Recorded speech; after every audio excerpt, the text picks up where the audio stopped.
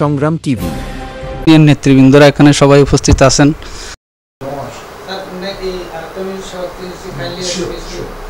আগামীতে আপনি আমাকে একটা এক্সক্লুসিভ ইন্টারভিউ, এটা হল যে বৈষম্য বিরোধী ছাত্র আন্দোলনের যারা নেতৃত্ব দিয়েছে তারা এই এনসিপি গঠন করছে, পলিটিক্যাল পার্টি গঠন করছে, নট সাস্টেনেবল ইন আওয়ার কান্ট্রির রাইট নাও।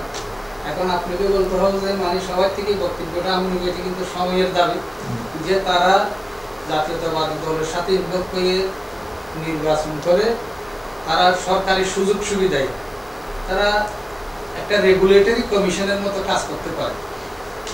বাংলাদেশ সরকারকে তারা বসে সরকারি সুযোগ সুবিধায় বসে দপ্তরে বসে রেগুলেট করতে পারে, তার নিয়ন্ত্রণ করতে পারে বা অ্যাডভাইজার হিসেবে আফটার ইলেকশন তারা কাজ করতে পারে সরকারি সুযোগ সুবিধা।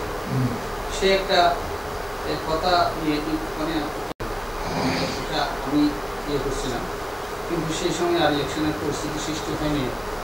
এখন বহু বছর পরে একটা ফ্রি ফেয়ার ক্রেডিবল ইলেকশন হতে যাচ্ছে, আশা করতেছে হবে ইনশাআল্লাহ।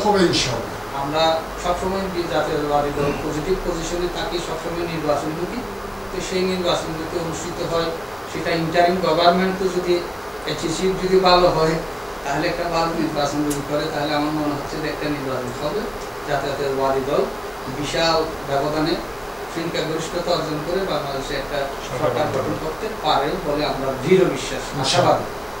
তাহলে সেই সরকারের সাথে ইনভলভ থেকে এই স্বৈরাচার বিরোধী আন্দোলনের নেতৃবৃন্দরা, বৈষম্য বিরোধী ছাত্র নেতারা, তারা পার্ট অফ ইলেক্টেড গভর্নমেন্টের মতো থেকে তারা রেগুলেটরি কমিশনের মতো কাজ করতে পারে। তাদেরকে তো বাংলাদেশ সরকারও বাদ দিতে চাচ্ছে না, বিএনপিও বাদ দিতে চাচ্ছে না, তারাও আগামী ভবিষ্যৎ। তবে একটা কথা আছে এখানে, সেটা হচ্ছে এখনো এমন বয়সের তারতম্যের কারণে যে একটা ক্যাবিনেট মেম্বারের চেয়ারে বসে একটা এনসিপির মেম্বার গিয়ে যদি বসে যায় সেটা দৃষ্টিকটু হয় বয়সের কারণে।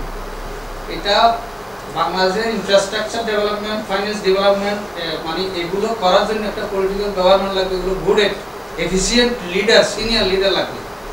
সেই সিনিয়র লিডারের পাশে থেকে ওরা চাইলে কাজ করতে পারে, কিন্তু একদম ডাইরেক্টলি আমরা ক্যাবিনেটের মেম্বার হব, সিট নিব 40-50টা, আমরা মিনিস্টার হব, সেটা আসলে ওনাদের অনেক সময়ের প্রয়োজন আছে আমি মনে করি। এটা আমি আপনাদেরকে সাধারণ একটা নির্বাচন হবে, নির্বাচনের মাধ্যমে জনগণ যাদেরকে রায় দেবে তারাই সংসদে যাবে, সরকার গঠন করবে।